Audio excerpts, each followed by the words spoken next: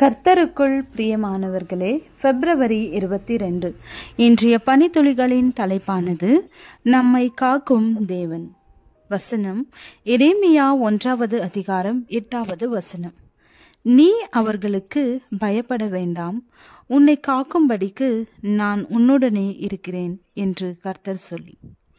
2ஆம் உலகப் போரின் போது இராணுவ விமானம் ஒன்று கடலில் மோதியது. அந்த விமானத்தில் 11 நபர்கள் பிரயாணம் செய்தார்கள். ஆனால் 3 பேர் மாத்திரம் உயிர் பிழைத்தனர். அதில் லோரி என்பவரும் அவருடைய 2 நண்பர்கள் மட்டுமே உயிர் காக்கும் படகில் ஏறி தங்கள் உயிரை காத்து கொண்டார்கள். அவர்கள் அந்த படகில் 2 மாதங்கள் சுறா மீன்களிடம் தங்களை காப்பாற்றிக் கொண்டு புயல்களை கடந்து எதிராளியின் போர் விமானங்களின் குண்டு வீச்சுதலிலிருந்து வரும் தோட்டாக்களிலிருந்து தப்பித்து மீன்களையும் பறவைகளையும் பச்சையாக சாப்பிட்டு கொண்டு திரிந்து கொண்டிருந்தனர். கடைசியில் 2 மாதங்கள் கழித்து ஒரு தீவில் அவர்கள் இறங்கினவுடன் கைது செய்யப்பட்டனர்.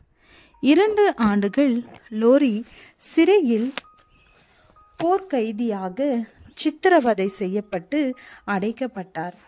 அவர் தனது அனுபவத்தை அன்புரோக்கன் என்ற புத்தகத்தில் எழுதியுள்ளார். அப்படிப்பட்ட சூழ்நிலையில் அவர் இருந்தாலும் கர்த்தர் அவருடன் இருந்ததினால்தான் அவைகளை அவரால் தாங்க முடிந்தது என்று விவரித்தார். எரேமியா தீர்க்கதரிசியை பஸ்கூர் அடித்து அவனை கர்த்தருடைய ஆலயத்திலே பெஞ்சமின் கோத்திரத்தாரை சேர்ந்த மேல் வாசலில் இருக்கும் காவலறையிலே போட்டான். வேதத்தில் எரேமியாவும் அதை போல ஏன் அதைவிட கடினமான அனுபவங்களை கடந்து வந்தார். எதிராளிகளின் சதி செயல்களை சகித்து கொண்டார் என்று வாசிக்கிறோம். அப்பொழுது அவர்கள் எரேமியாவை பிடித்து அவனை காவற்சாலையின் முற்றத்திலிருந்த அம்மேலேகின் குமாரனாகிய மல்கியாவினுடைய துறவிலே போட்டார்கள். எரேமியாவை கயிறுகளினால் அதிலே இறக்கிவிட்டார்கள். அந்த துறவிலே தண்ணீர் இல்லாமல் உலையாயிருந்தது. அந்த உலையிலே எரேமியா அமிழ்ந்தினான்.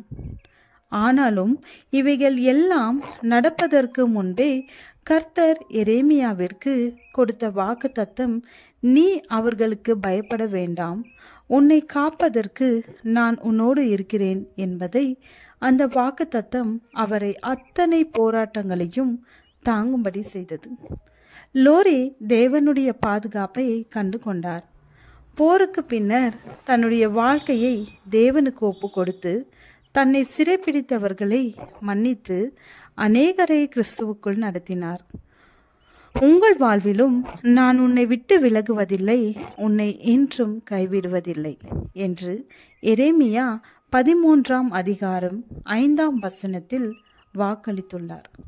இன்று நீங்கள் பயப்படும் காரியம் எதுவாக இருந்தாலும் பரவாயில்லை, கர்த்தர் உங்களோடு இருக்கிறார் என்பதை மறவாதிருங்கள். எங்களை எல்லா பயத்திற்கும் விலக்கி காப்பதற்காகவும் தந்த நல்ல வாக்கு தத்தங்களுக்காகவும் உமக்கு நன்றி. ஆமென்.